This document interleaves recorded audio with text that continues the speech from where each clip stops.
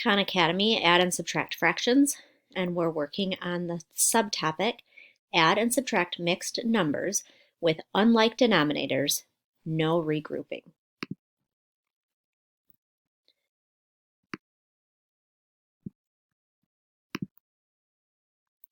Four and 5/6, take away 1 2/3.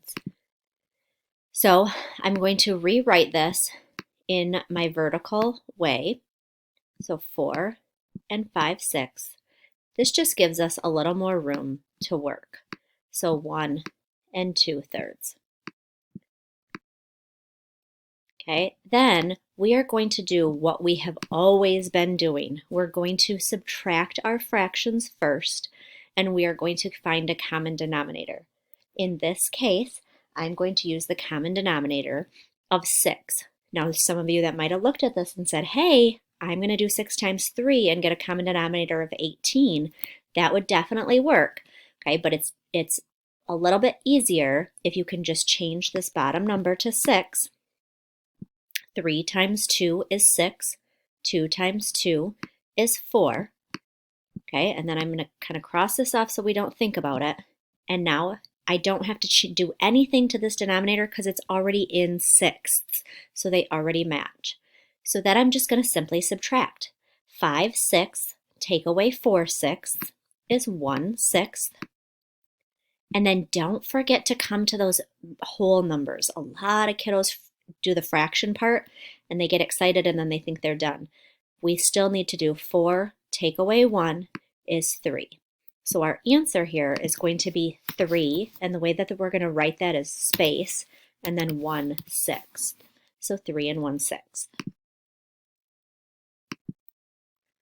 And then for our next one, we have 2/3 plus this time 2 and 1/6. Again, I'm just going to ignore that whole number for now. We're not going to be worried about that. I'm going to change and make sure that I have common denominators because anytime I add and subtract, I have to have common denominators with my fractions. So in this case, I'm going to make them both sixths again. 3 times 2 is 6. So then I have to do 2 times 2, which is 4. And then I can get rid of this because I'm not really thinking of it as thirds anymore because I changed it into this equivalent fraction. So then when I add 4/6 plus 1/6 is 5/6. And then don't forget that whole number. Nothing on the top was a whole number plus 2. So I've got 2 and 5/6. To write that, we're going to do 2 space 5-6. So 2 and 5/6. 7 and 3/5. And then we're going to take away 2 and 3/10.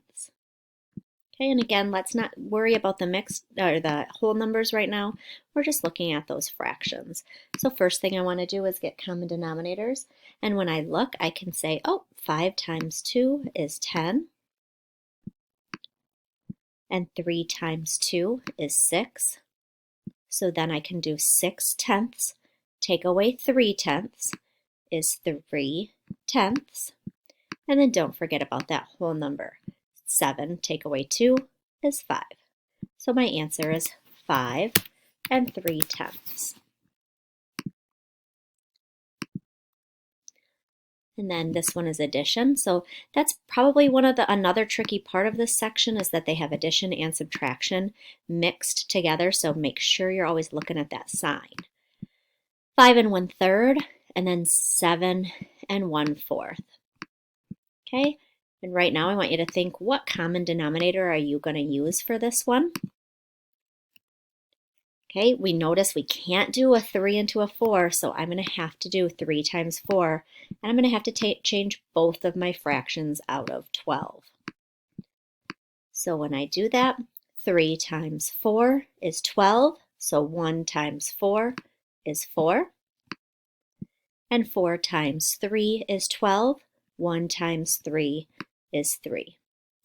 So then I'm adding 4 plus 3 is 7/12. And then just adding my whole numbers. 5 plus 7 is 12. So 12 and 7/12.